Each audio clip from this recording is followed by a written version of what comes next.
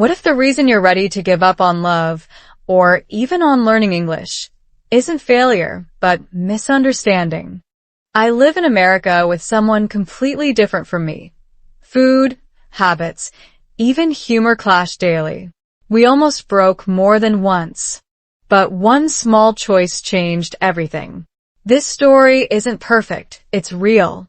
And somewhere inside it, you might find the reason you don't have to quit just yet. Ready to give up love? What if the real reason you're tired of love or stuck with English is not because you're bad at it, but because no one ever showed you how to stay when things feel uncomfortable? Not dramatic, not movie perfect, just quietly uncomfortable in a way that makes you want to shut down, scroll your phone, and pretend you don't care anymore. I used to think that too. I thought if something was meant to work, it should feel easy.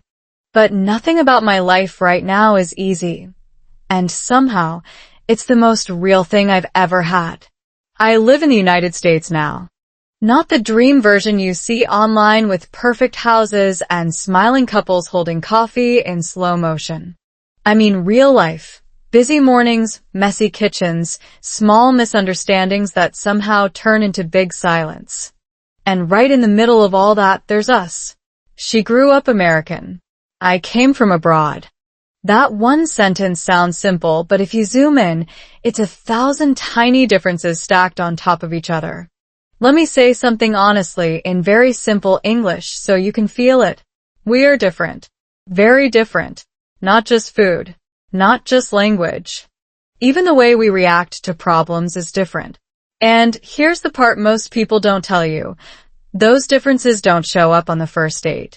They show up later. Quietly. Slowly. At dinner. In conversations. In the way one person says, "I'm fine," and the other hears something is wrong, but doesn't know what to do next. Maybe you've felt this before. Not necessarily in love. Maybe in learning English.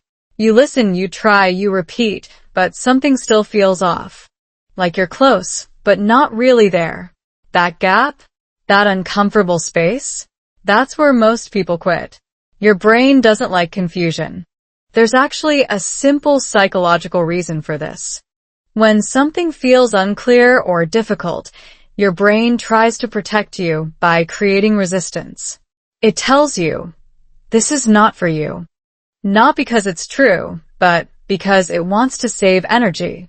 Scientists call this cognitive ease. Your brain prefers what is familiar, even if it's not good for you.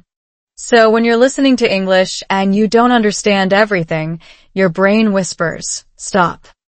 When you're in a relationship and you don't feel understood, your brain says, leave. Same pattern. Different situations. I didn't realize this at first. I thought the problem was my English. Or maybe the problem was us. Or maybe I just wasn't enough. You know that thought, right? It shows up quietly, usually at night, when everything is too still.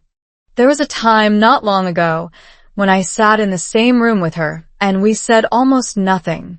Not because we had nothing to say, but because we didn't know how to say it in a way the other person could feel. Imagine that. Two people, both caring, both trying, and still missing each other completely. It sounds a little ironic, doesn't it? Living in an English-speaking country, practicing English every day, but failing at the most important conversation in your life. And that's when the doubt started growing.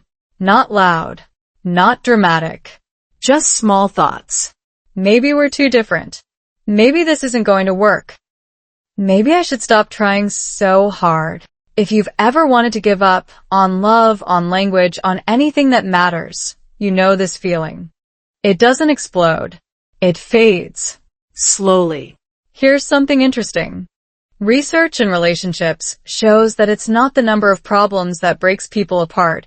It's how they interpret those problems. Two couples can face the same issue, but one sees it as we are different, while the other sees it as we are growing. Same situation. Completely different outcome. At that time, I was definitely in the first group. Every small difference felt like proof that we didn't belong together. She liked direct communication. I needed time to process. She expressed feelings quickly. I stayed quiet longer than I should. She thought silence meant distance. I thought silence meant thinking. And just like that, we were speaking but not connecting. Let me give you a simple example, something that happened more than once. She would ask, "Are you okay?" And I would say, "Yes, I'm fine." In my mind, that meant, "I need time. I'll talk later." In her mind, that sounded like, "I don't want to share with you." Same words, different meanings. This is where things get tricky, not just in love, but in language learning. Words are not just words. They carry culture, emotion, timing. When you learn English, you're not just learning vocabulary. You're learning a different way of thinking. And if no one tells you that, you start blaming yourself. But here's the twist, the thing that kept me from walking away completely. Even in the middle of all that confusion, there were small moments that didn't fit the "we're too different" story. A simple smile after a long day. A quiet thank you for something small. A moment where we both laughed at something that didn't even make sense.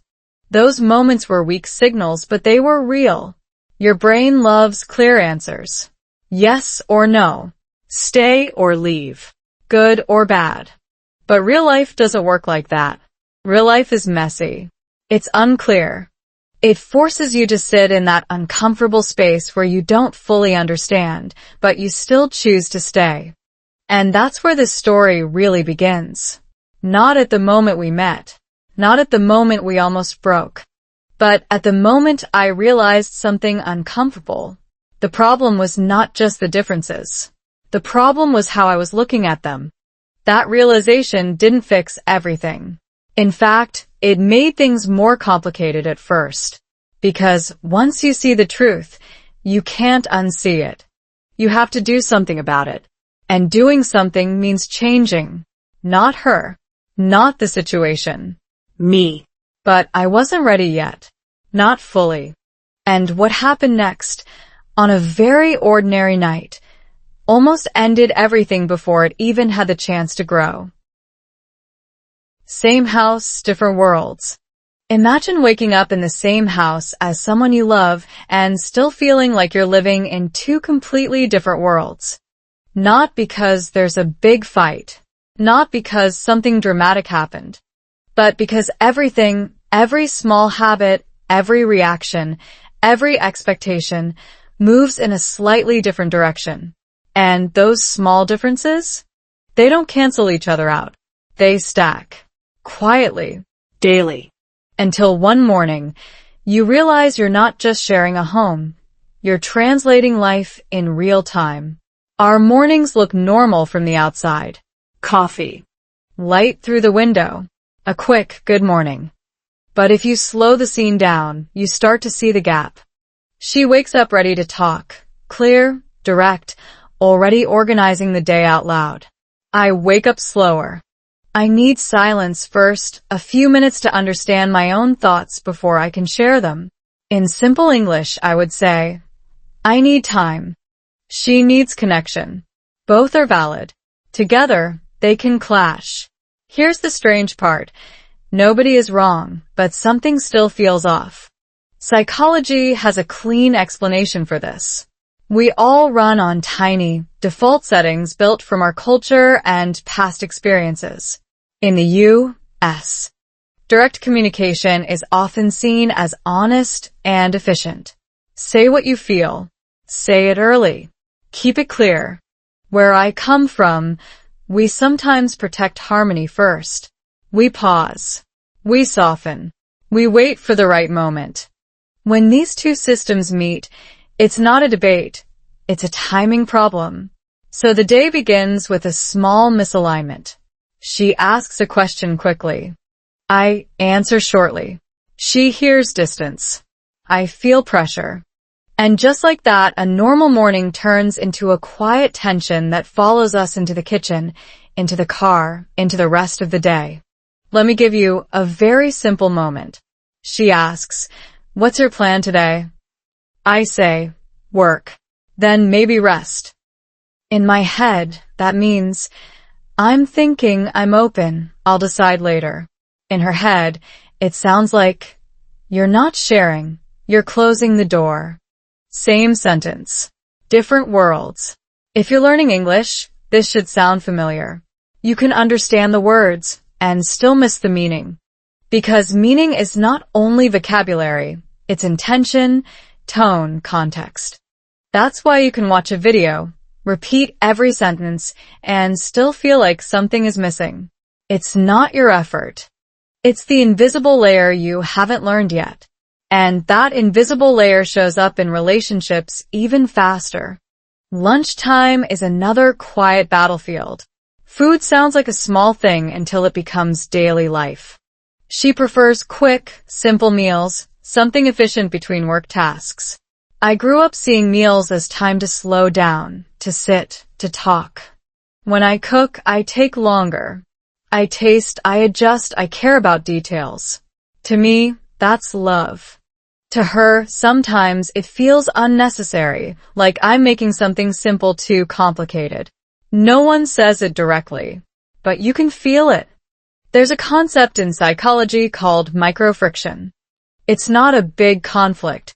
It's a series of small mismatches that slowly drain your energy. Think of it like walking with a tiny stone in your shoe. 1 step is fine. 100 steps? Now you feel it. Our afternoons carry that same rhythm. Messages are short. Replies come at different speeds. She texts clearly, directly. Can you pick this up? What time will you be home? I read it, think about it, sometimes wait to answer because I want to be sure. She reads my delay as distance. I experience her speed as pressure. Again, no villain. Just two systems colliding. Here's where it gets interesting. Your brain hates this kind of uncertainty. It wants a quick story to explain the feeling. So it starts creating simple conclusions. She doesn't understand me. He doesn't care enough. These stories feel true because they're fast. But fast doesn't mean accurate. There's research showing that in close relationships, people often make what's called negative attribution errors. In simple words, we assume the worst reason behind small behaviors. A late reply becomes, you don't care. A short answer becomes, you're hiding something. It's like your brain is trying to solve a puzzle, but it's using the wrong picture. I fell into that trap more times than I want to admit. By the evening, we're both tired, not just from work, but from this constant translation. Dinner should be the reset point. Sometimes it is. Sometimes it becomes the moment everything spills out. Not loudly. Not with shouting. Just with a sentence that lands heavier than expected. Why don't you just say what you feel? She asks. Simple question. Very reasonable. But my brain hears something else. You're not enough the way you are. So I pause. Too long. Silence, again, becomes the third person in the room. Let me switch to very simple English for a second, so you can practice with me. I feel tired. Not from work. From thinking too much. She feels alone. Not because I am gone.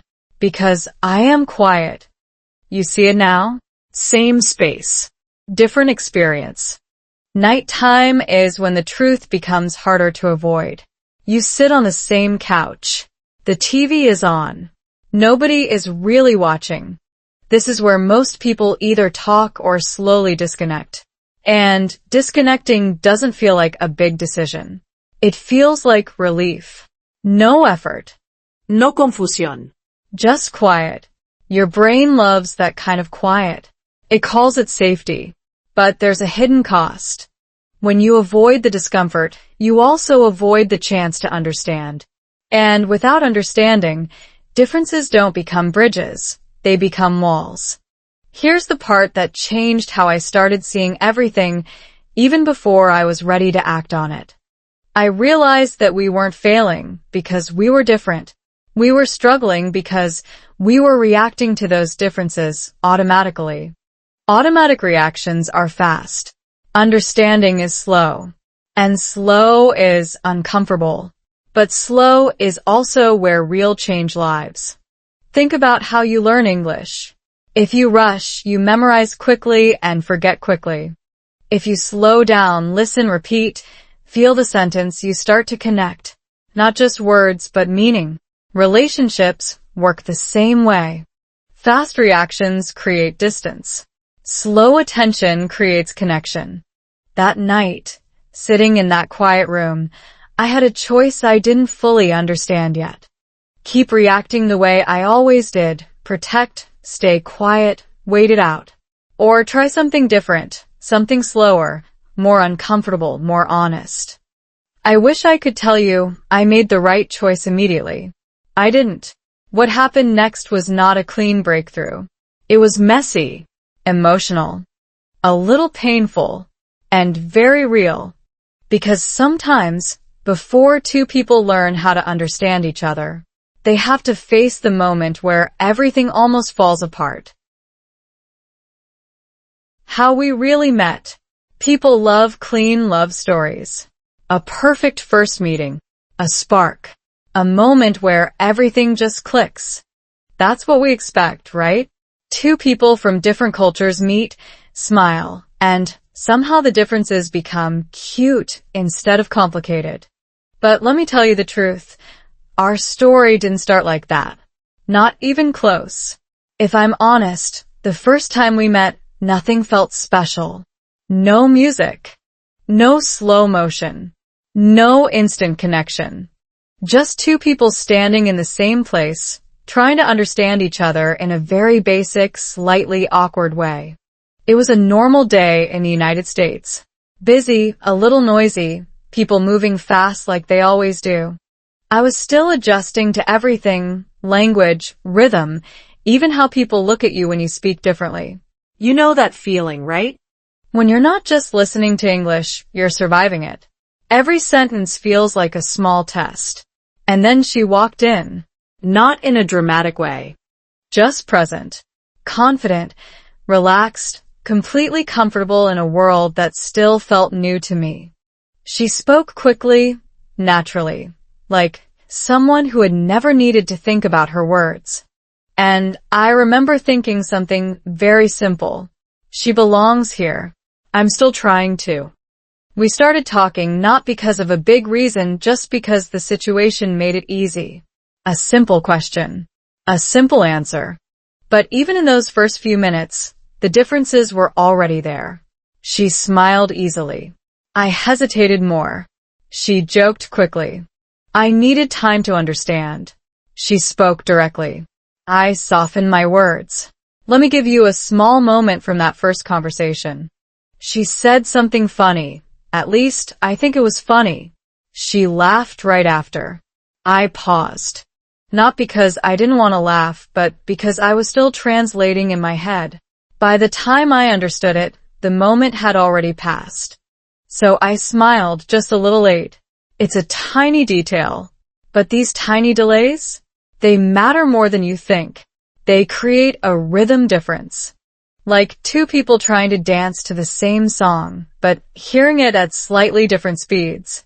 From the outside, it probably looked fine. Two people talking, polite, normal. But inside, my brain was working hard. There's actually a cognitive process happening here called processing lag. When you're using a second language, your brain needs extra time to decode meaning, tone, intention. Even if you understand the words, you're still catching up to the feeling behind them. And connection? Connection lives in timing. So right from the start, we were just a little out of sync. But here's the interesting part. Something kept the conversation going. Not perfect understanding. Not perfect chemistry. Just curiosity. She asked questions. Simple ones. Where are you from? What do you do? What do you like? And I answered, slowly, carefully. Not perfect English, but real. And instead of correcting me or rushing the conversation, she stayed. That mattered more than I realized at the time. Because when someone stays, even when communication is not smooth, it sends a quiet message. You don't have to be perfect to be here. That message is powerful. In relationships and even in learning English. Think about your own experience. When you feel judged, you speak less. When you feel safe, you try more. That's not weakness. That's your brain choosing between protection and growth. She made it feel safe enough. Not completely comfortable, but enough to continue. We talked a bit more. Some moments flowed. Some didn't. Sometimes I answered too short. Sometimes she spoke too fast. It wasn't magical, but it was real. And real has a different kind of energy. Before we left, there was a small pause. You know that moment when a conversation could end or continue into something more. She said, "It was nice talking to you." Simple sentence. Very normal. But here's what made it different. She looked directly at me. No hesitation. No confusión. Just clear intention.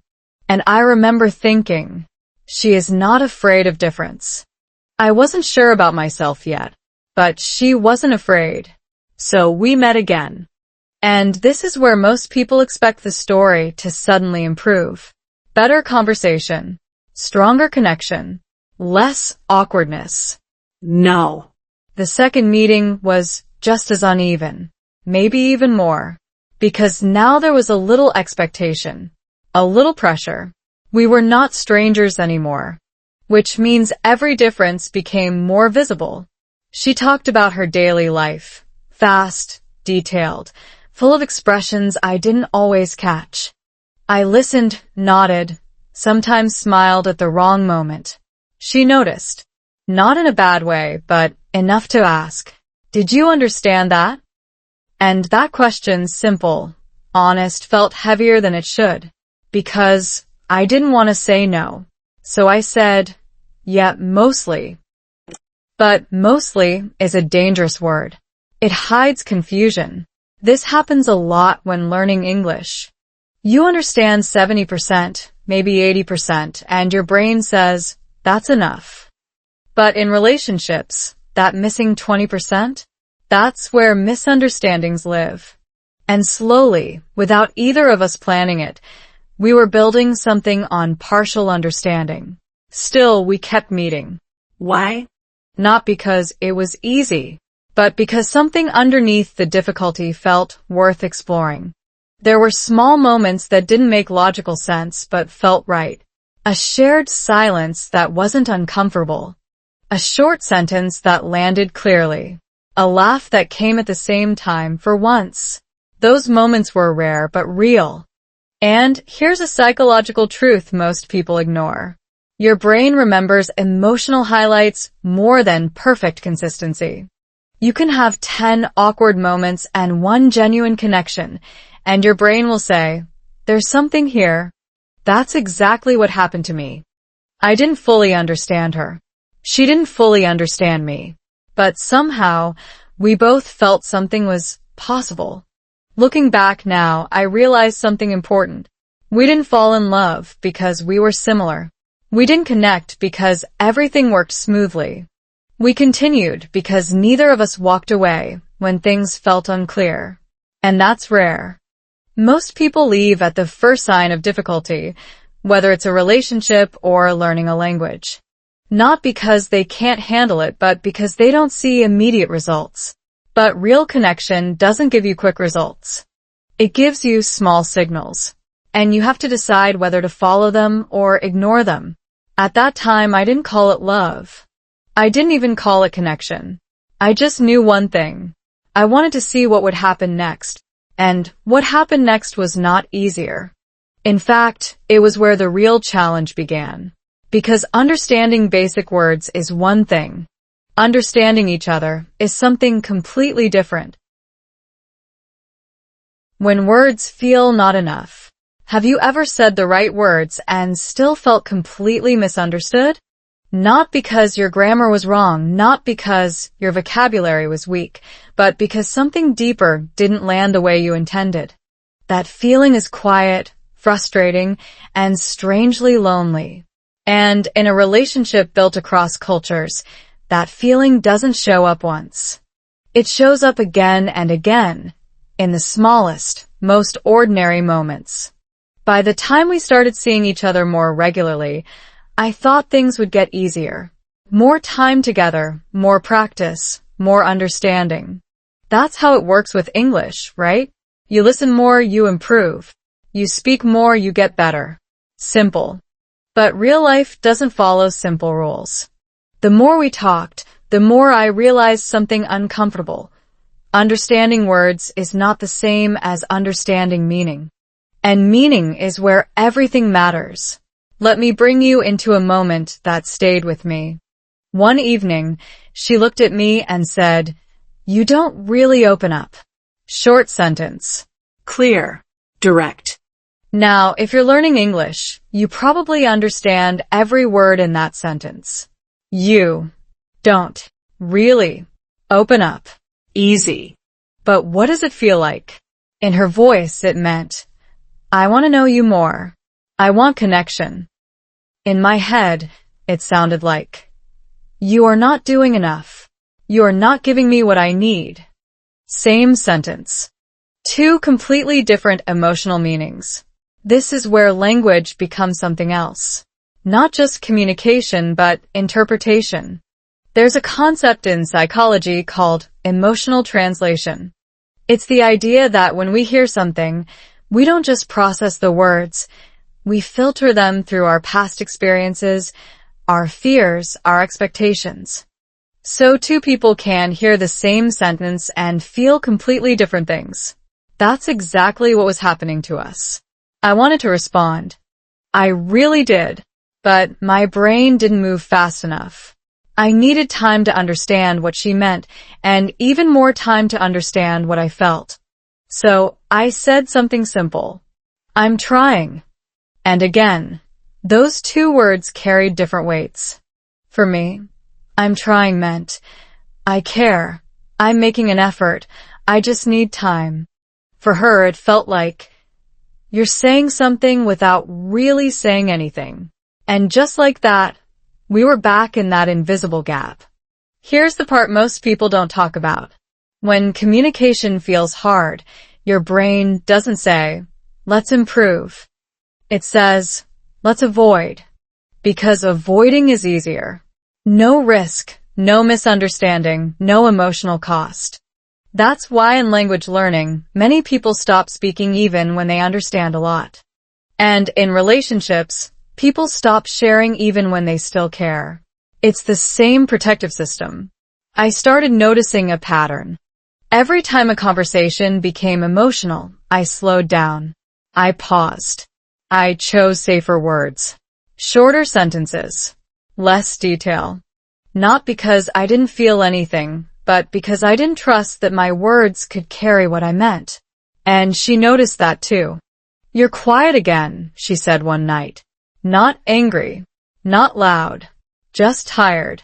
And that word, again, hit differently.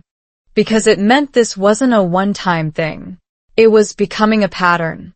Let's pause for a second and bring this back to you.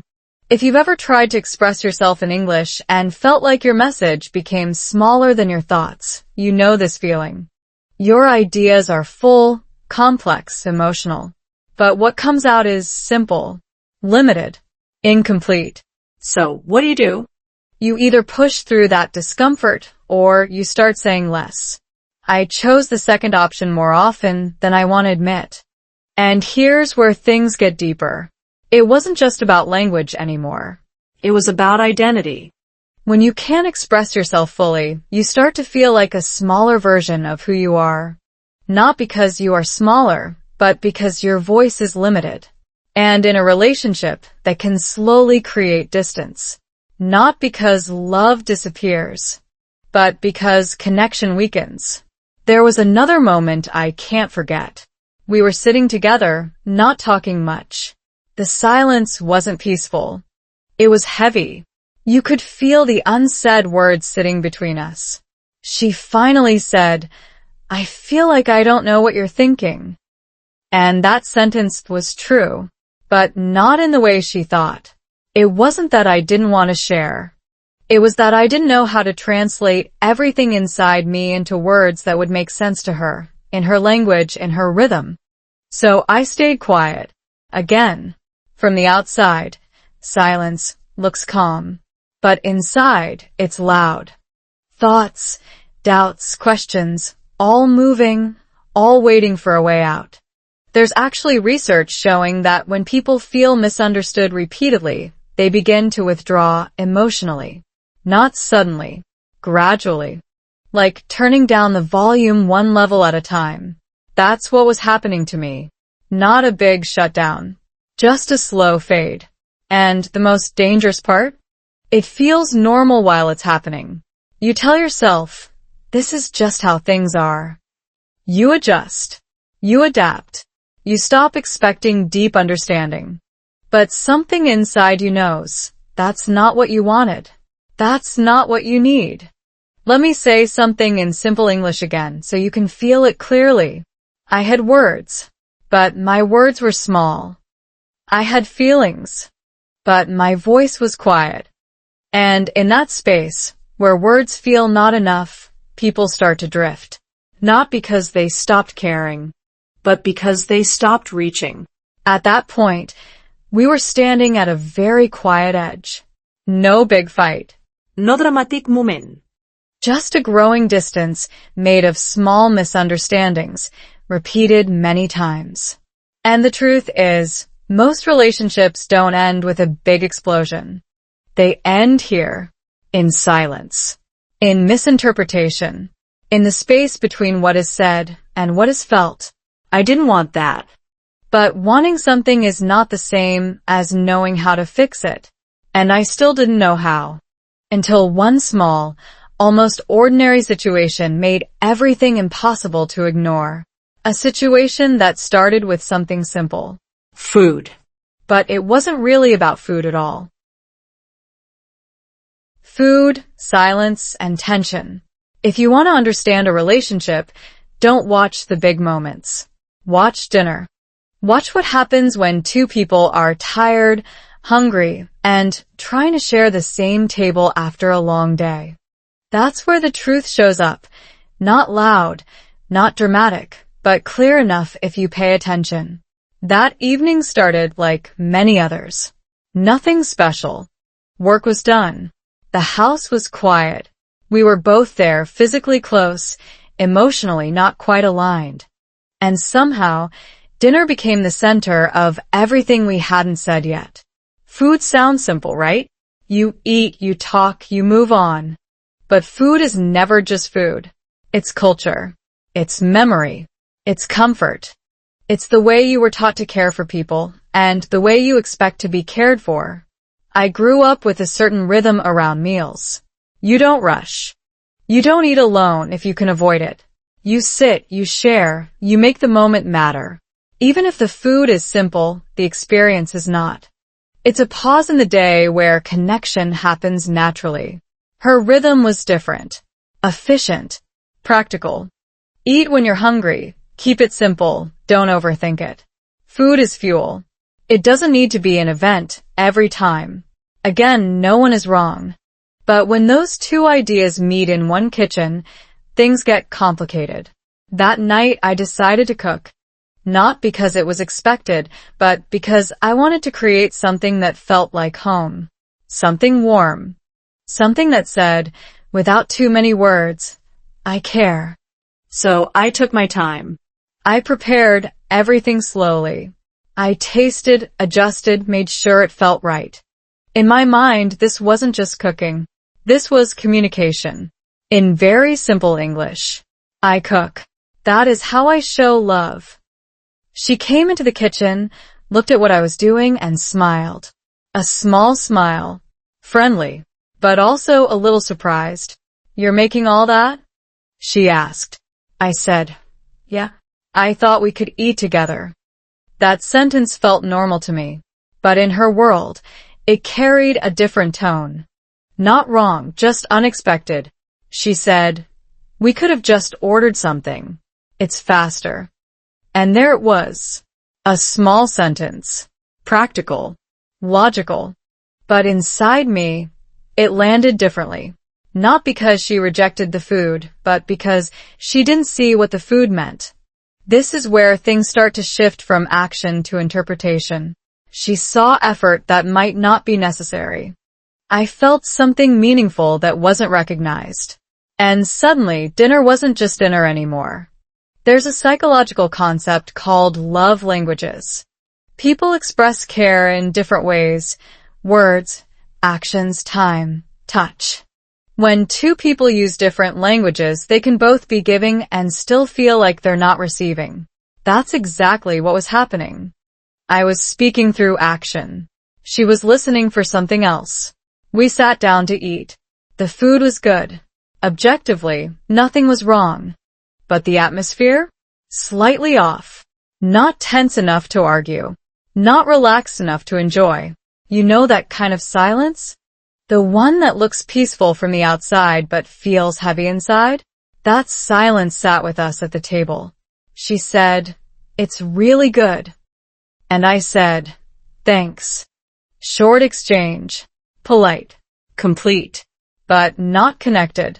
Here's something most people miss. Communication is not just about what is said, it's about what is felt during what is said. We were talking, but we weren't reaching each other. A few minutes passed. Then she picked up her phone. Just quickly. Just to check something. Completely normal behavior in today's world. But in that moment, it felt louder than it should. Because in my mind, that table was supposed to be a space for connection. A pause. A shared moment. And now it felt interrupted. So I stopped talking. Not intentionally. Just naturally. Silence again. And here's the dangerous part. Silence doesn't explain itself. It invites interpretation. She looked up and asked, "Everything okay?" Simple question. But at that point, okay was not a simple answer. I said, "Yeah." Again, technically true, but incomplete, because the real answer was longer, more complex. Something like, "I wanted this moment to mean more. I thought we would feel closer right now." I don't know how to say that without making it sound like a problem, but none of that came out. Just, yeah. This is where small moments start to build into something bigger. She went back to eating. I stayed quiet. The distance didn't explode. It expanded slowly. There's a principle in behavioral psychology called accumulation effect. Small, repeated experiences shape your emotional reality more than one big event. It's not the one argument that breaks things. It's the pattern of not feeling seen over time. That dinner became part of that pattern. After we finished eating, we cleaned up. Still polite. Still normal. But something had shifted. Not visibly. Internally. Later that night, she said something that made everything clearer. "I feel like sometimes we're not really in the same moment." That sentence was accurate. We were sharing space, sharing time, even sharing meals, but not sharing meaning. Let me slow this down into very simple English so you can feel it. We eat together, but we feel alone. We talk a little, but we don't connect. That's a hard place to be, because from the outside, everything looks fine. No big problems. No clear reason to worry. But inside, something is missing.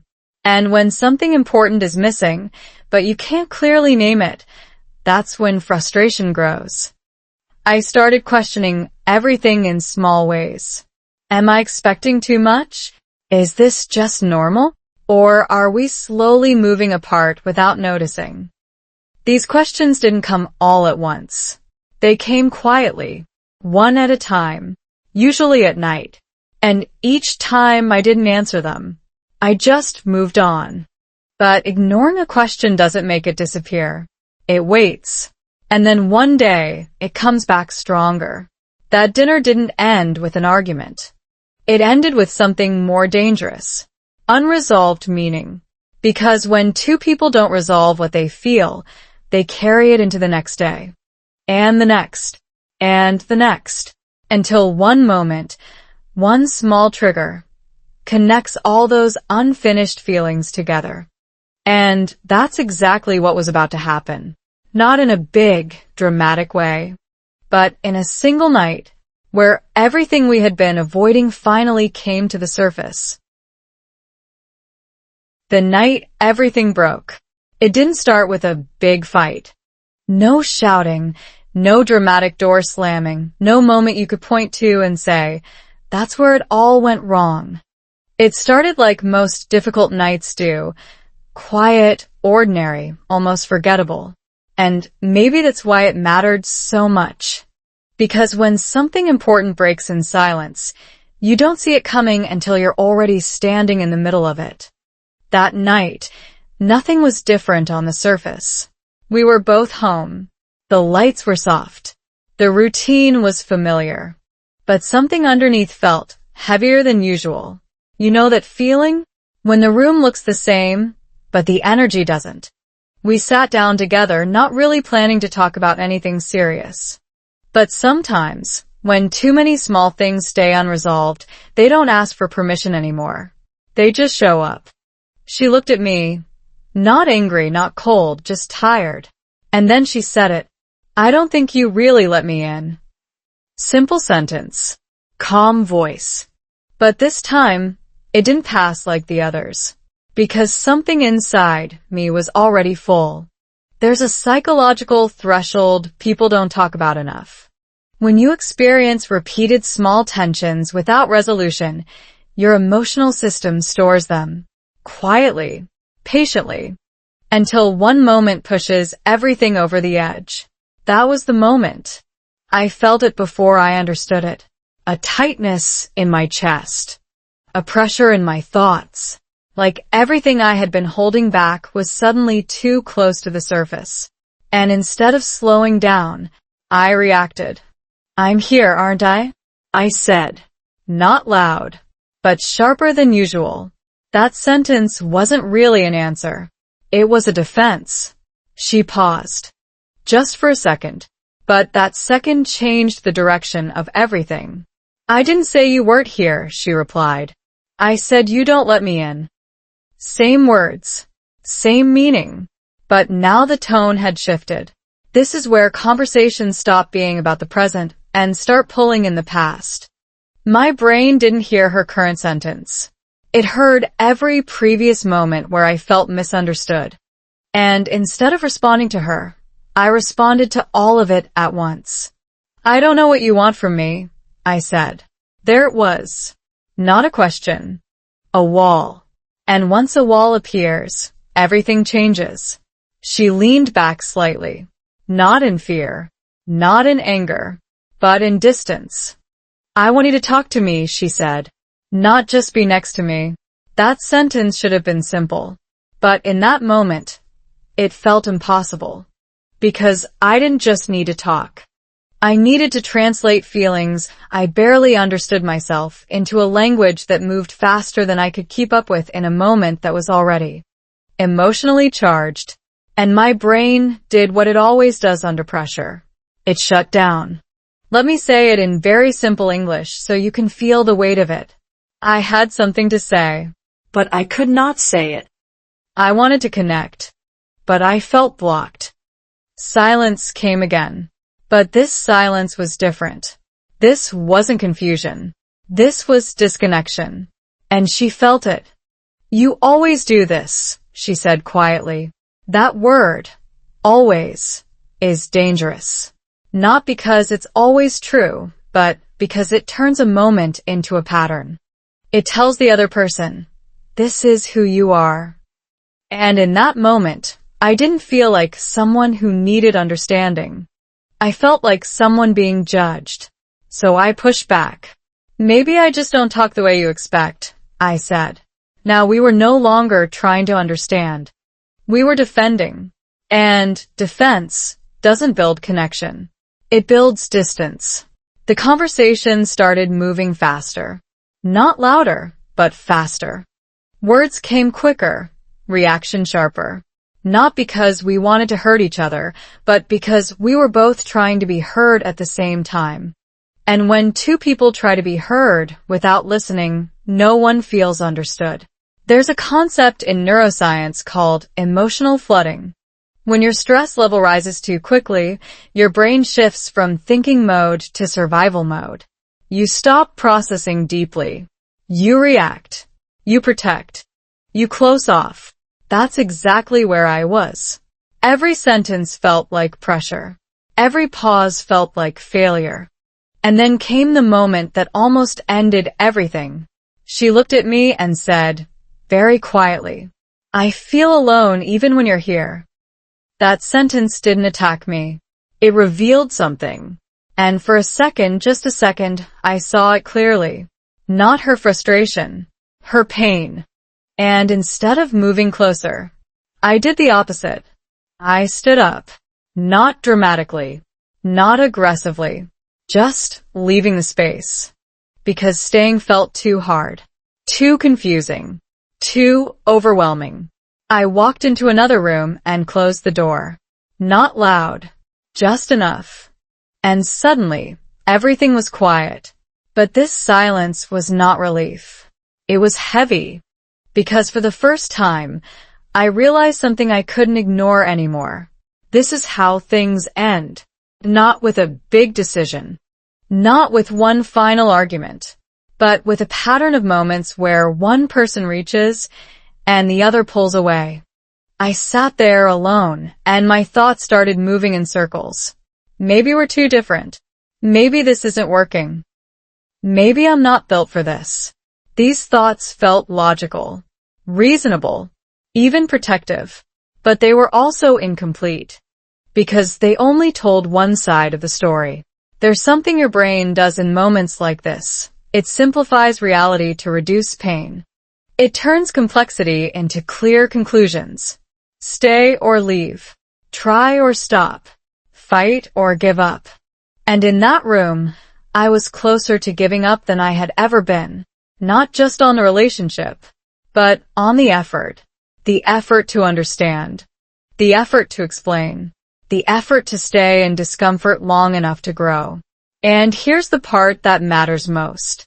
I wasn't angry. I was tired. Tired of translating. Tired of missing meaning. Tired of feeling like no matter what I said, it wasn't enough. If you've ever felt this in learning English, you know the feeling. You try. You listen. You speak. But something still doesn't click. And one day you think, maybe I should just stop. That thought is not about ability. It's about exhaustion. I sat there for a long time, not moving, not deciding, just feeling the weight of everything we had built and everything we might lose. And for the first time, I asked myself a different question. Not, is this working? Not, is this too hard? But something deeper. Do I really understand what's happening, or am I just reacting to it? That question didn't give me an answer, but it changed the direction. Because maybe, just maybe, the problem wasn't the differences. It wasn't the language. It wasn't even the conflict. Maybe the problem was something simpler. Something harder. Something I had been avoiding the entire time. And what I realized next was the beginning of everything changing. One choice changed everything. There's a moment after things almost break, when everything goes very quiet. Not the kind of quiet that feels peaceful, the kind that makes you hear your own thoughts a little too clearly. That's where I was that night, sitting alone, replaying every word, every pause, every reaction. And for the first time, I noticed something uncomfortable. I wasn't really listening during our conversations. I was preparing. Preparing to defend, to explain, to protect myself. And when you're preparing, you're not understanding. That realization didn't feel good. It felt like someone turned on a light in a room I had avoided for a long time. Because it meant one thing. If I wanted something to change, I had to change first. Not her timing, not her style, not her expectations. Me. Now, let me be very clear. This was not a motivational moment. I didn't suddenly feel strong or confident. I felt uncertain, Slower. a little afraid of doing it wrong again. But there was one idea that stayed in my head, simple enough to hold on to. Understand first. Judge later. In very simple English, listen to feel, not to reply. That became the smallest decision I could make. Not to fix everything. Just to try something different the next time we spoke. I walked back into the room. She was still there, sitting in the same place, but the distance between us felt bigger than before. Not physical distance, emotional distance. And when that distance grows, even a few steps can feel like crossing a long bridge. I sat down. Not too close. Not too far. And for a moment, neither of us spoke. Usually, I would fill that silence quickly. Say something safe. Something neutral. But this time, I didn't rush it. I stayed in it. Let it feel uncomfortable. Because sometimes, silence is not the problem. Avoiding it is. She looked at me, waiting, but not expecting much. And I could see it in her expression. Not anger. Not frustration. Just low expectation. Like she had already prepared herself for the same pattern. That's when I said something different. Not perfect. Not polished. Just honest. I think I've been reacting more than understanding. The sentence came out slowly. A little uneven. But it was real. And something shifted. Not everything. Just a small shift. Like the first crack in a wall that has been standing for too long. She didn't respond immediately. And that was okay. For once, I didn't rush to fill the gap. Then she said, "What do you mean?" Simple question. Open. This was the moment where I usually get stuck. Too many thoughts. Not enough clear words. But instead of trying to say everything, I focused on one idea. An observation. And for the first time, the conversation slowed down instead of speeding up. There's a concept in communication called slowing the loop. When two people stop reacting quickly and start processing more intentionally, the entire dynamic changes. You move from automatic responses to conscious interaction. That's what was happening. She leaned forward slightly, not dramatically, just enough to show she was present again. "I feel like I say things clearly," she said. "But maybe I expect you to understand them the same way I do." That sentence was not an attack. It was an opening. And openings are rare when things have been tense. I nodded. Let me slow this into simple English again. She speaks clearly. I understand differently. We are both right, but we still miss each other. And that's the truth most people don't expect. You can both be right and still feel disconnected. Because connection is not about being right. It's about being understood. We kept talking. Slowly. Not trying to solve everything, just trying to see each other more clearly. I asked a question I had never asked before. When you say I don't open up, what do you feel? That question changed everything. Because instead of focusing on behavior, it focused on emotion. She paused, thinking, not reacting. "I feel like I'm close to you," she said, "but there's a part of you I can't reach." That sentence didn't feel like pressure. It felt like honesty. And for the first time, I didn't feel like I had to defend myself against it. I just listened.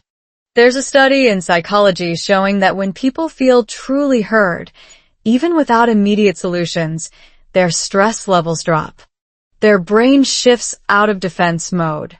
They become more open, more flexible, more willing to connect. I could feel that happening slowly. Not because we fixed the problem, but because we changed the way we were approaching it. Instead of you versus me, it became us versus misunderstanding. That's a completely different game. And here's the part that surprised me the most. Understanding didn't require perfect English. It required attention. It required patience. It required choosing not to react immediately when something felt uncomfortable. Those are not language skills. Those are human skills. But when you combine them with language, everything becomes easier. We didn't solve everything that night. Let's be honest, that would be unrealistic. But we did something more important. We created a new pattern. Instead of defending, we tried to understand. And that one shift started changing things outside of that room too. The next day, conversations felt slightly different. Still imperfect, but less tense, less rushed, more intentional. I started noticing something interesting. When I focused on understanding her, my English improved naturally. Not because I was studying harder, but because I was listening differently. When you listen with intention, your brain processes language more deeply. You don't just hear words, you connect them to emotion, context, meaning. That's how real fluency develops. Not from memorizing, from engaging. And love gave me a reason to engage. Let me say it simply. I didn't learn English first. I learned to understand. And understanding made my English better. That's the part most people miss. They try to be perfect before they connect. But connection is what builds real ability. Looking back, that night didn't feel like a victory. It felt like a beginning. A quiet one. A small decision to stop reacting automatically and start choosing something else. Understanding over judgment. Not once, but again and again. Because one choice doesn't change everything, but repeating that choice does. And as simple as that sounds, it opened the door to something I didn't expect. Not just better communication, but a different kind of closeness. One that didn't come from being the same, but from learning how to stay even when we weren't. Love became my language.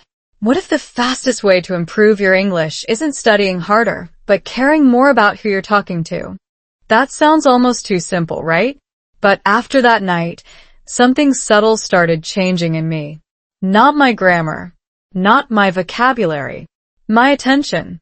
Before, when we talked, my mind was busy with two things. Am I correct? And what should I say next? After that shift, choosing to understand before reacting, those questions became quieter. A new one took their place.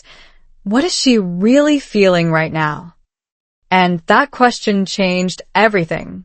Because when you listen for feeling, your brain stops treating English like a test and starts treating it like a bridge. The next morning, we were in the kitchen again. Same space, same coffee, same light coming through the window. But something felt different. Not perfect, just softer. Like the room had a little more space to breathe. She said, "Good morning," and I said, "Morning." Simple exchange.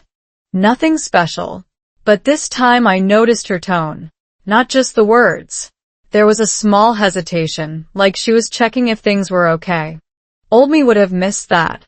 New me, at least trying to be new, stayed with it for a second longer. So, I added one more sentence. How are you feeling today? Not how are you? How are you feeling? It's a small difference in English. But it changes the direction of the conversation. One asks for information. The other invites emotion.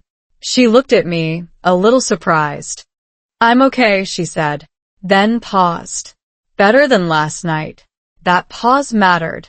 That extra layer of honesty. Small, but real. And for the first time in a while, I didn't rush to reply. I let the moment sit, just long enough to understand it. "Me too," I said. Not a long conversation, but it felt connected.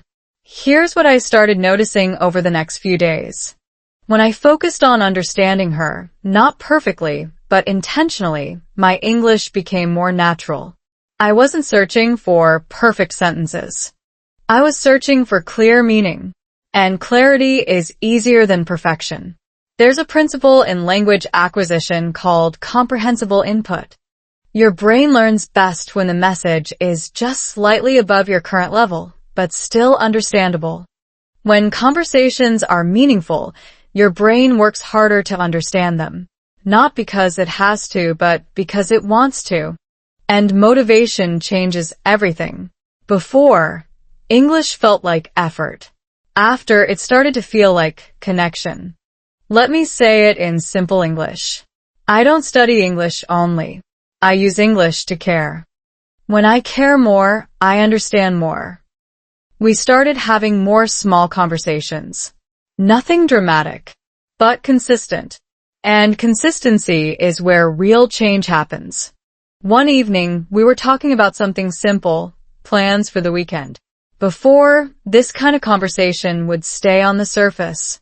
Short answers. Basic ideas. But this time, I tried something different. Instead of answering quickly, I asked a follow-up question. What do you enjoy most when you relax? Again, simple words, but deeper intention. She smiled. Not because the question was impressive, but because it showed interest. I like when things are easy, she said. No pressure. Just time to enjoy.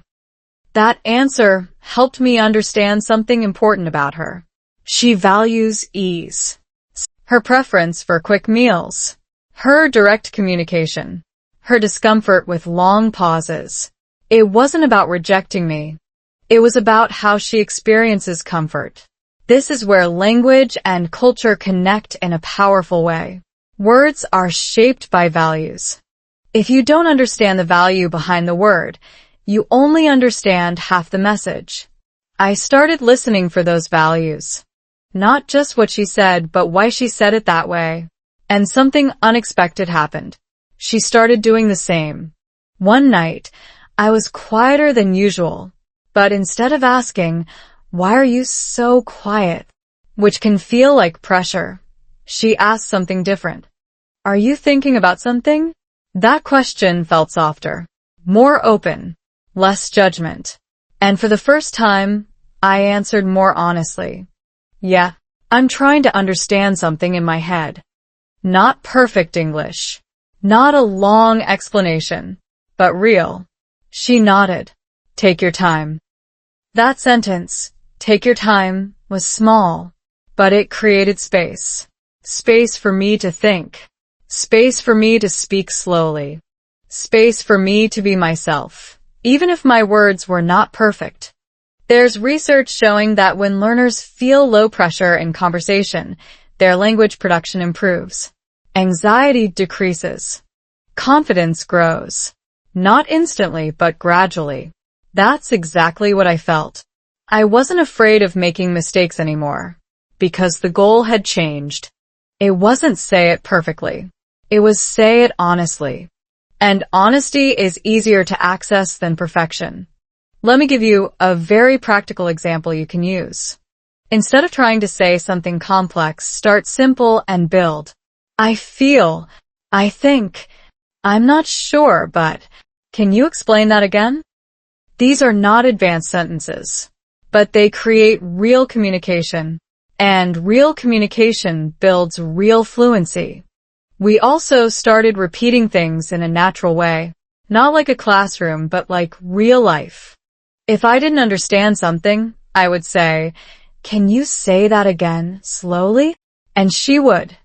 If she didn't understand me, she would ask, "Do you mean this?" And I would confirm or adjust. This process, clarifying, repeating, adjusting, is exactly how language grows. Not through perfect input, but through interactive correction. And here's the key difference. Before, those moments felt like failure. Now, they felt like progress. Because each clarification brought us closer, not just linguistically, but emotionally. We were building something together. A shared language. Not just English. A way of speaking, listening, and understanding that belonged to both of us. There were still misunderstandings. Of course. We didn't become perfect communicators overnight. But the tone changed. Mistakes were no longer threats. They were opportunities. Let me slow it down again. We don't understand everything, but we try again. And that brings us closer. That's the real secret. Not perfection. Persistence. Not similarity. Willingness. And the more we practice this, without calling it practice, the more natural everything felt. Our conversations became longer. Not because we forced them, but because they flowed more easily. Our silence became lighter. Not because it disappeared, but because it no longer meant disconnection. Love didn't remove the differences. It gave us a reason to work through them. And in the process, something surprising happened. English stopped being a barrier. It became a tool. A tool to understand. A tool to connect.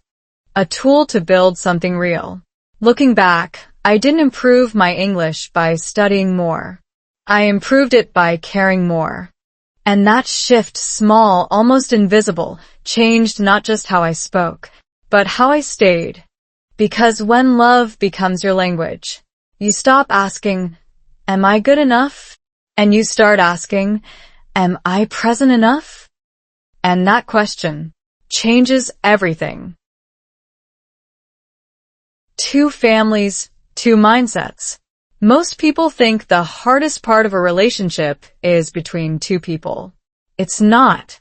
The real test begins when two families enter the story. Two systems of beliefs, habits, expectations, and silent rules that were built long before you ever met each other. And when those systems are shaped by different cultures, the challenge doesn't announce itself loudly. It shows up in small moments, in subtle reactions, in questions that sound simple but carry much more underneath. The first time our family started becoming part of our daily reality, I thought I was ready. I believed that after everything we had already navigated, language, habits, communication, we could handle anything. I was wrong. Because this wasn't just about understanding one person anymore. It was about understanding an entire mindset. Let me bring you into one of those moments. We were sitting together, talking about something ordinary, plans for a visit, a phone call, a family gathering. Nothing serious on the surface.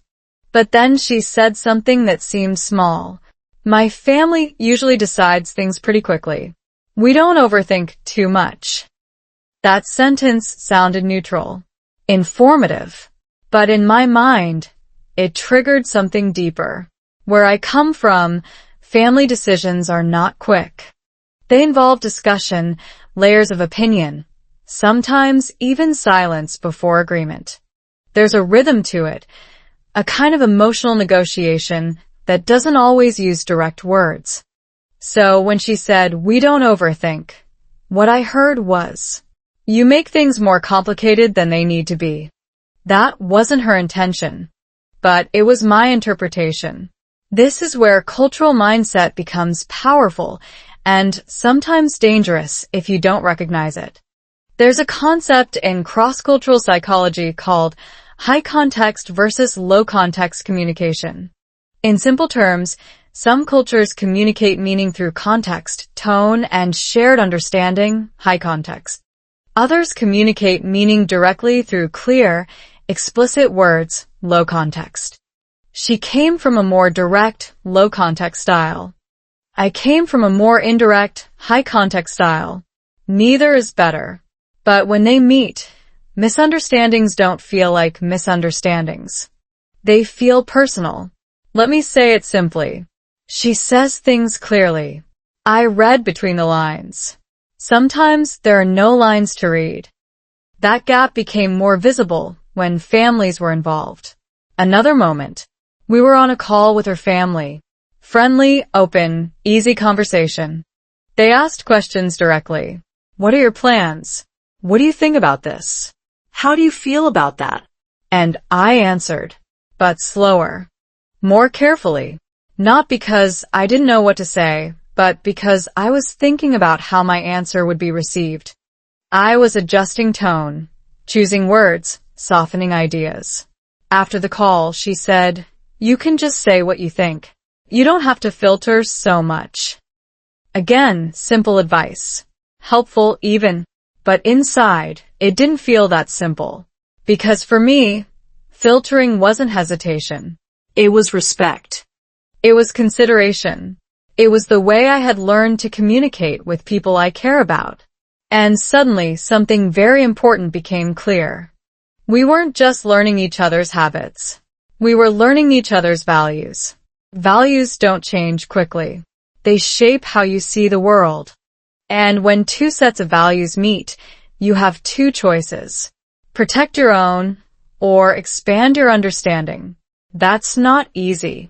Because expanding understanding means accepting that your way is not the only right way. And your brain doesn't like that. Your brain likes certainty. It likes familiar patterns. So when something feels different, it tries to label it. Strange. Wrong. Too much. Not enough. But those labels don't help you grow. They help you stay comfortable. I started noticing this in myself. Small reactions. Quick judgments. Moments where I felt uncomfortable, and instead of exploring that feeling, I wanted to move away from it. That's natural. But it's also limiting. There's research showing that when people experience cultural differences, their initial reaction is often defensive. Not aggressive, just protective. Your identity feels slightly challenged, so your mind tries to hold on to what it knows. But growth happens when you move past that first reaction. And that's what I started trying to do. Not perfectly, but intentionally. Instead of asking, why is this so different? I started asking, what does this mean to them? That one question changes everything, because it shifts your focus from judgment to curiosity. And curiosity opens doors that judgment closes immediately. There was a moment with my own family too. Different dynamic. Different expectations. They asked about our life, our routines, our plans. And I could feel the contrast. The way we communicate. The way we express care. The way we handle decisions. At first it felt like standing between two worlds, trying to balance, trying to translate, trying not to disappoint either side. That's a heavy position. Because you're not just representing yourself. You're representing a bridge between two systems. And bridges feel pressure from both sides. But here's what I slowly realized. I didn't have to choose one side. I had to learn how to hold both. That's different. It's not about changing who you are. It's about expanding who you can be. Let me slow it down again. I don't lose my culture. I learn another one. And I build something in between. That in-between space is not easy to live in. It's not fully familiar. It requires flexibility, patience, and sometimes discomfort. But it's also where real connection happens. Because when two people and two families choose to understand instead of judge, something new is created. Not one culture replacing the other, but a shared space where both can exist.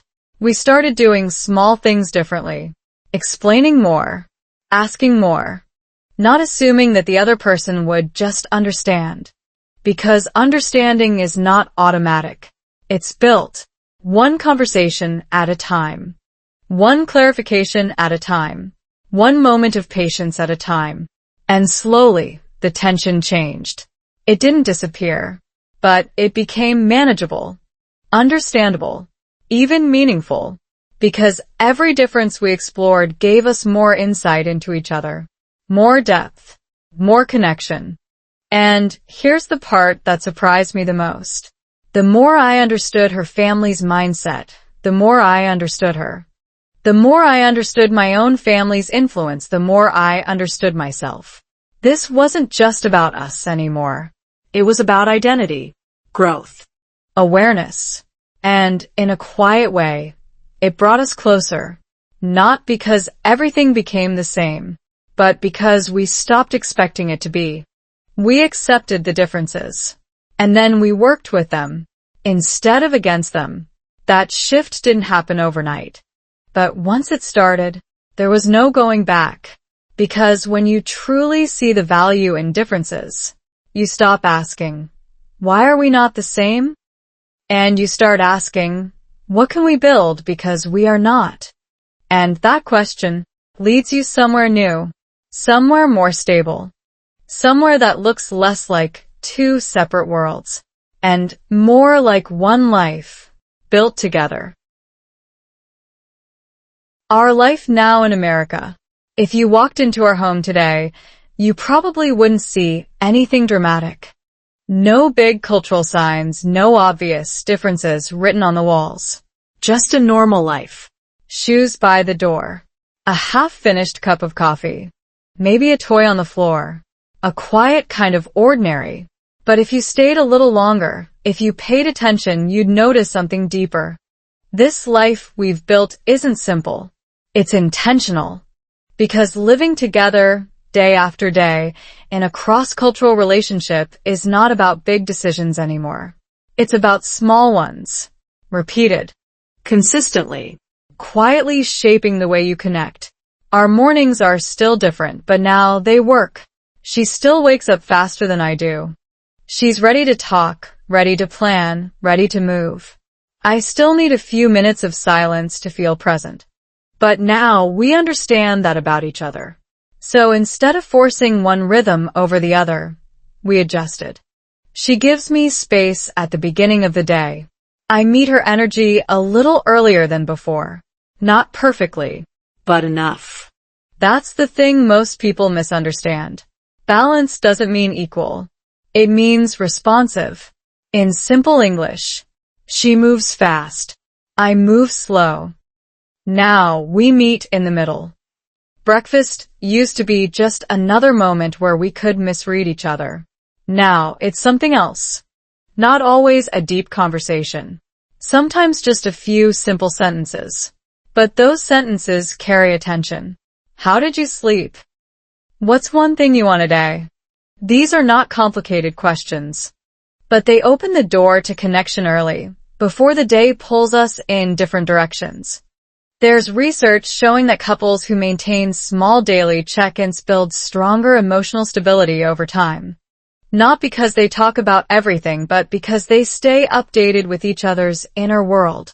We started doing that naturally, not as a rule, as a habit. And habits are what build real life. Our days are busy now. Work, responsibilities, schedules that don't always match. Sometimes we don't talk much during the day. But the difference is, we don't interpret that silence as distance anymore. Before, a late message felt like disconnection. Now, it feels like life. Because context changed.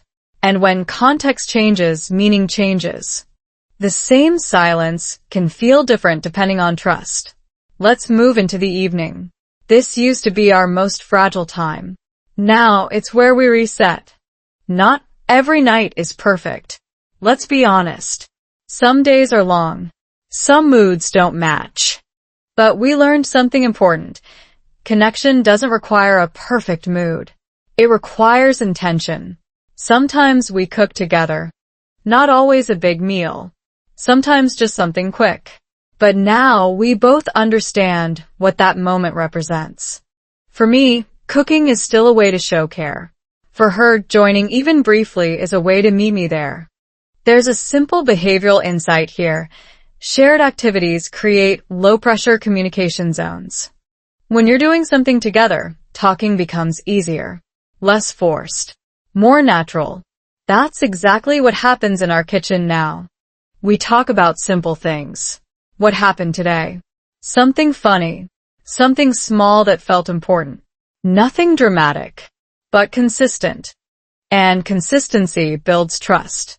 We also learned how to handle differences in real time. Let's say something feels off.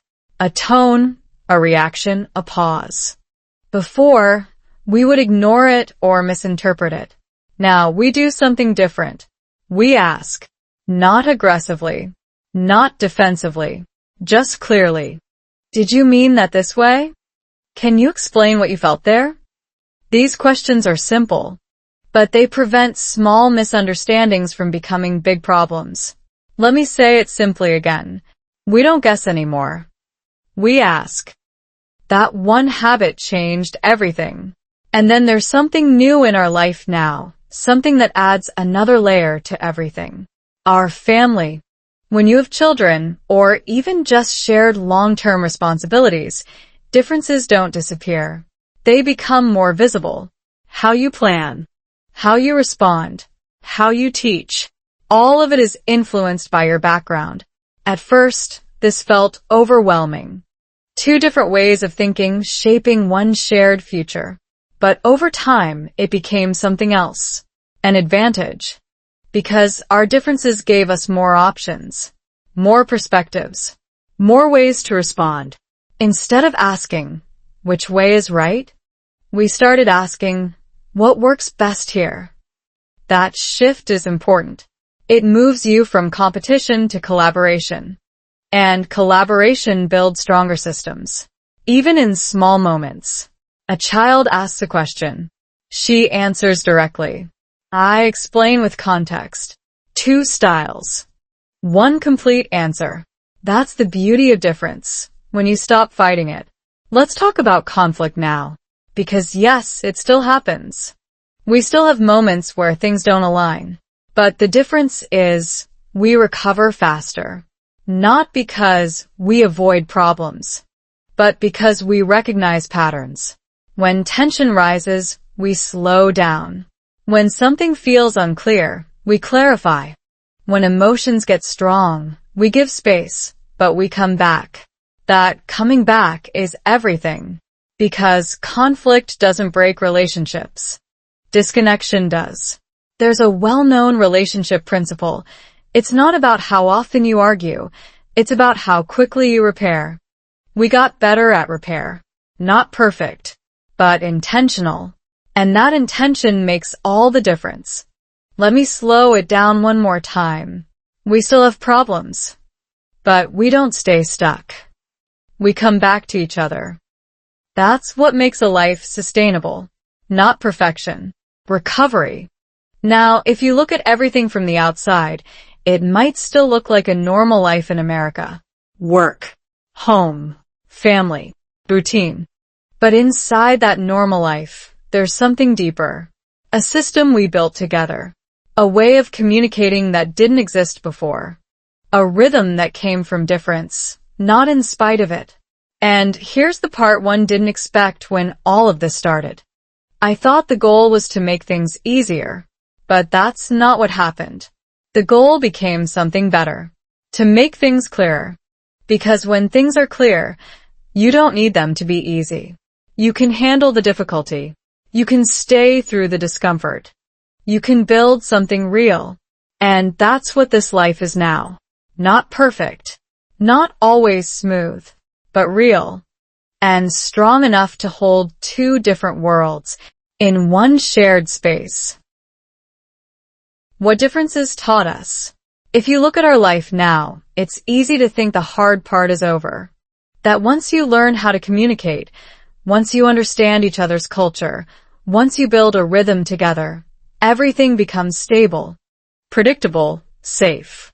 But that's not how it works. Differences don't disappear. They evolve.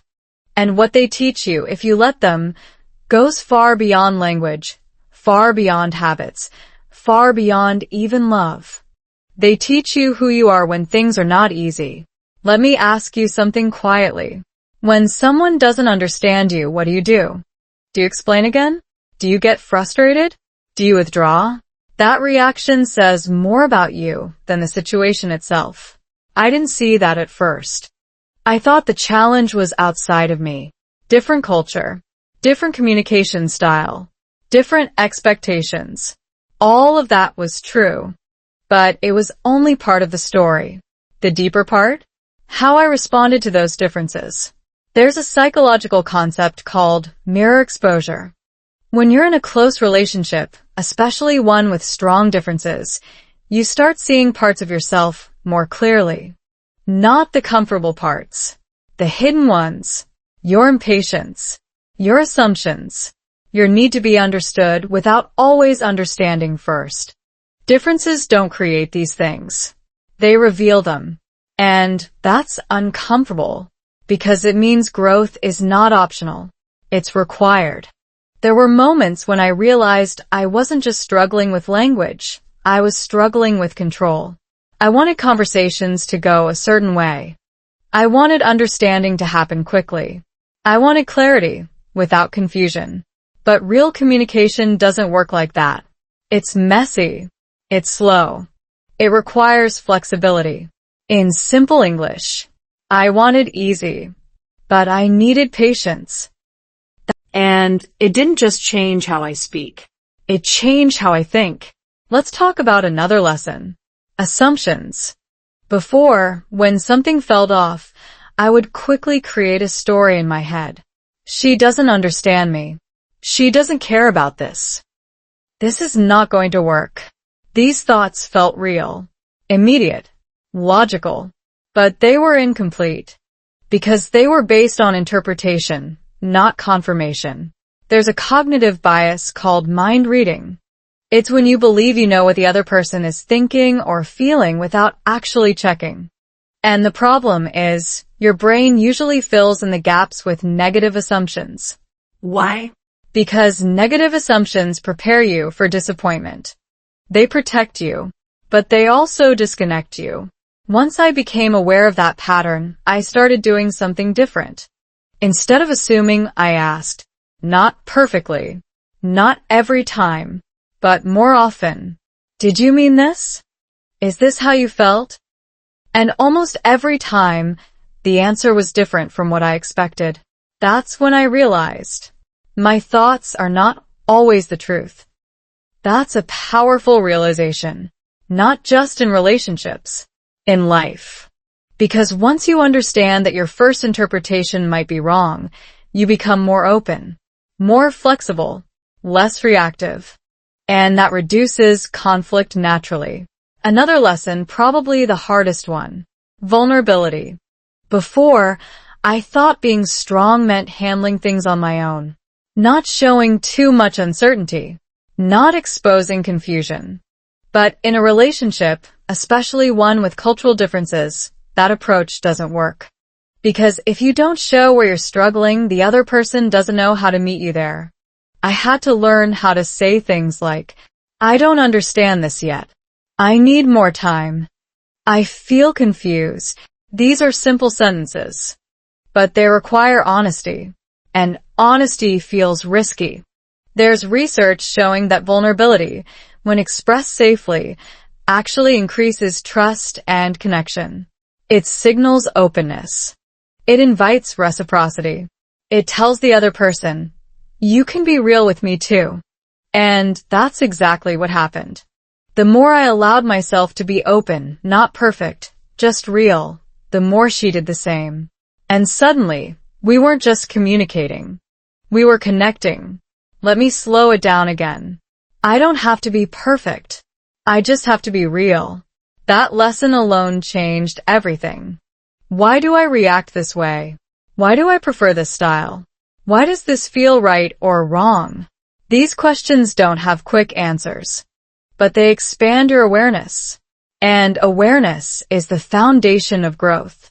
I started seeing my own habits not as fixed, but as shaped by experience, which means they can evolve, not disappear, but adapt. And that's the key word, adaptation. Not losing who you are, but becoming more than who you were. In simple English, I keep my roots, but I grow new branches. That's what differences gave me. Not confusion, expansion.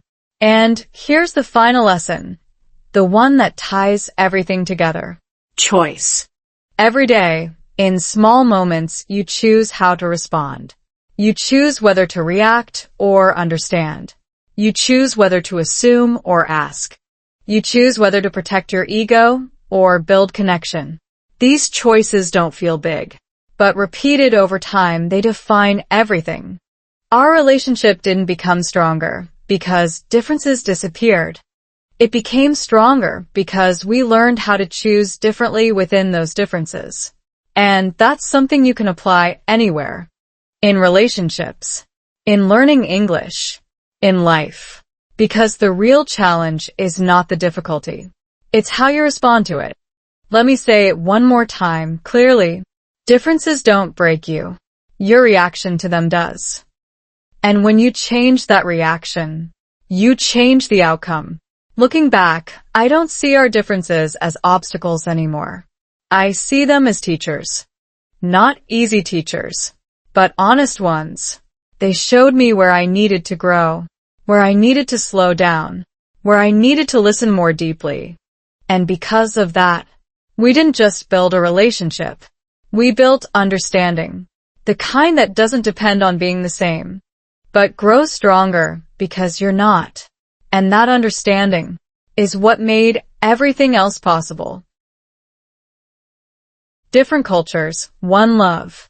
What if the thing you've been afraid of, differences, misunderstandings, that uncomfortable gap between you and someone else, isn't a sign to stop, but an invitation to grow into a version of yourself you've never met before?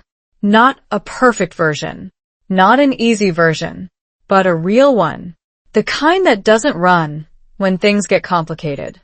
If you've stayed with this story until now, you already know this isn't about a perfect relationship.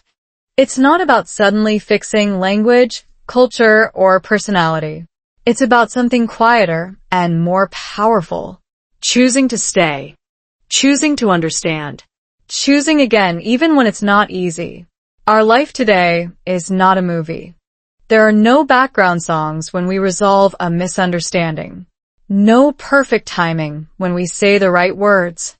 There are still moments where we pause too long, where we misread tone, where we need to ask again. What did you mean? But here's what changed. We don't see those moments as problems anymore. We see them as part of the process. Let me say that simply. We're still different. But we don't fight the difference. We work with it. That shift from resistance to cooperation is the foundation of everything we built. And it didn't happen all at once. It happened in small decisions.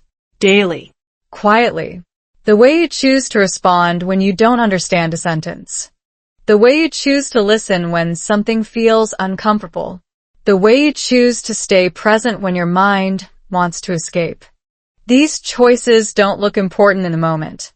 But over time, they create something strong, something stable, something real. If you're learning English right now, feeling stuck, frustrated, or close to giving up, listen carefully. The problem is not that you don't understand everything. The problem is thinking you need to. Because real connection, real communication, doesn't come from perfect understanding. It comes from willingness. Willingness to try again. Willingness to ask. Willingness to stay in the conversation, even when it's not smooth. That's exactly what this relationship taught me. I didn't become better because I learned more words. I became better because I learned how to stay in moments that felt unclear. And clarity came after. There's a powerful idea in psychology called tolerance for ambiguity. It means your ability to stay calm and engaged even when things are uncertain or incomplete. People with higher tolerance for ambiguity adapt faster, learn faster, and build stronger relationships. Why? Because they don't run from discomfort. They work through it. That's what we learned to do. Together. Let's go back to something very simple. A conversation. Before, when I didn't understand something, I would feel pressure, stress, a need to respond quickly. Now I pause. I didn't fully get that. Can you say it another way? That sentence is not perfect, but it's powerful because it keeps the connection alive. And connection is always more important than perfection. The same applies to love. You don't need to understand everything about someone to love them. You need to be willing to keep understanding them over time. That's a different mindset. Not, I understand you completely, but I'm still learning you. That mindset removes pressure and creates space. Space for growth. Space for mistakes. Space for real connection. We built that space slowly. through conversations that didn't always go well, through moments that felt frustrating, through nights where we almost gave up but didn't. And now, when I look at our life, I don't see two cultures in conflict. I see two cultures in conversation, not always agreeing, but always trying. That's the difference. And that difference is everything. Let me slow this down one last time. We don't need to be the same. We need to understand enough to stay. That's what makes love strong. Not similarity. Not perfection. Understanding. And understanding is not a one-time achievement. It's a daily practice. Just like learning a language. You keep listening. You keep speaking. You keep adjusting. And slowly, almost without noticing, you become fluent. Not just in English. In connection. In patience. In love. There's one more thing I want to leave with you. At the beginning of this story, there was a question. Can love grow stronger through differences? Now you have the answer. Yes. But not automatically. Not easily. Not without effort. Love grows stronger through differences only when you choose to understand instead of judge. Only when you stay curious instead of defensive. Only when you accept that confusion is not failure, it's part of the process. That's true for relationships. And it's true for learning English. So if you're tired, if you feel like stopping, if you think it's too hard, maybe it's not a sign to quit. Maybe it's the exact moment where growth begins. Because the hardest part is not the difference. It's the decision to stay with it. And once you make that decision, everything else starts to change. Slowly, quietly, but powerfully. That's our story. Different cultures, different habits, different ways of seeing the world. But one choice repeated over time. Understand, not judge. And because of that, one love. Strong enough to grow, not in spite of differences, But because of them. what if the one thing you've been avoiding, those uncomfortable differences, those moments when you don't fully understand, is actually the doorway to a stronger love and a more confident version of yourself? This story wasn't about being perfect in English or perfect in love. It was about choosing to stay, to listen, and to grow again and again.